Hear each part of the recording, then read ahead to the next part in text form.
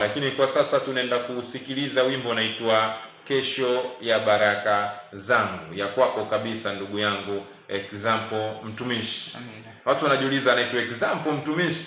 Mtumishi wa mfano. Ni mtumishi wa mfano. Ina maana nawakilisha kwamba utumishi wangu mimi huo wa mfano, kwa sababu Mungu mwenyewe ametuumba kwa mfano. Kabisa. Kwa vile Mungu ametuumba kwa mfano, inabidi tufanye kazi yake kwa mfano ule ule ambao Mungu ametuumba. Ndio maana ukaamua kujiita Example Mtumishi. Sasa wimbo unaitwa Kesho ya Baraka Zangu.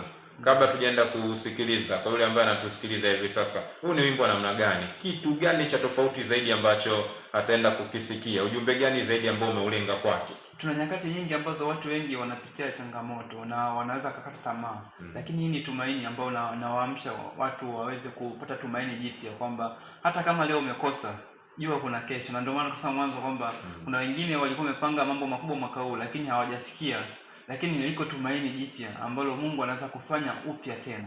Kwa hiyo nyimbo hii ya kesho ya baraka zangu niliandika kwa ajili ya kuweza kuinspire watu wengine pia ambao pia wanaweza wakawa wamepitia changamoto ya kutokufanikiwa kwa wakati fulani, wakijua pengine ndio mwisho, lakini kumbe bado Mungu bado anawapenda na ana mpango nao. Kwa hiyo kuna kesho ambayo inakuja baraka.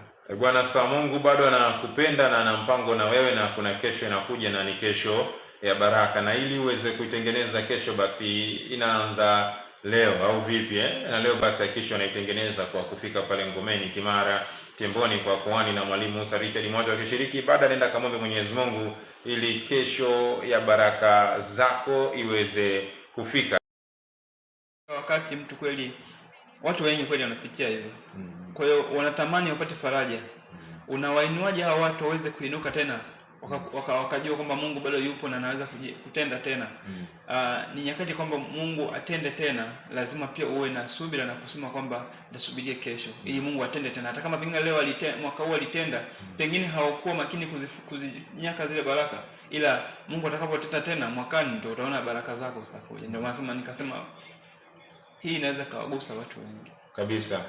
Okay, mwaka unaokuja mipango kuhusu project nyingine mpya ama tusubiri nini? Nafikiri ni mwezi wa kwanza mapema sana nitakuwa nazindua EP ambayo itakuwa na nyimbo 5.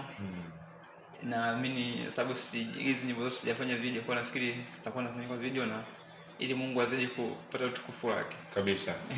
Bwana sa Example, tumekusikia na kazi yako ni njema sana. Sisi pia tunakuombea neema kwa Mwenyezi Mungu. Amen. Mipango iende ikatimie kama vile ambavyo unatamani ikatimie. Jambo gani kubwa jingine zuri, lakini labda kuna watu wamekusikiliza sasa hivi wanatamani kukualika kwenye mialiko, na kupataje na kwenye mitandao mbalimbali ya kijamii kama unatumia?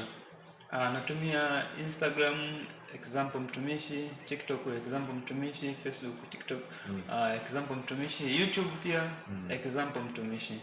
Na napatikana kwa namba zangu za simu 0689 78 78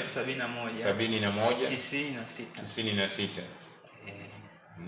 Kwa hiyo ndio namba yangu kwa ambayo ni ndani ya 06 89 78 78 71 96.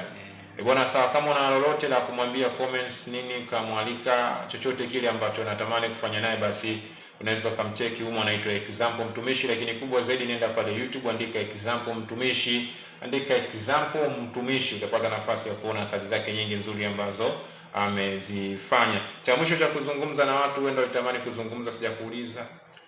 Nachotamani kuambia watu kwenye habari ya Mungu, tuzidi kumtafuta Mungu ili Mungu aonekane zaidi kwenye maisha. Lakini pia niombe pia watu kama mwenye namna ambaye atakuwa ameguswa kwa support, sababu bado tunatangaza